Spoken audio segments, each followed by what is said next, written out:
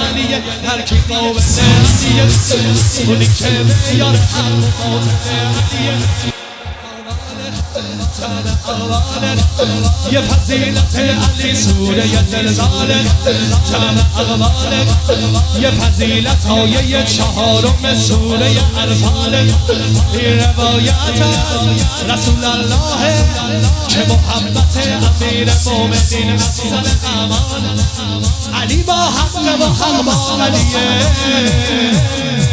اسم اعظم خدا یا علیه هنوزم رو لب 4000 ملک نعره لا فتا الا علیه نعره لا فتا الا علی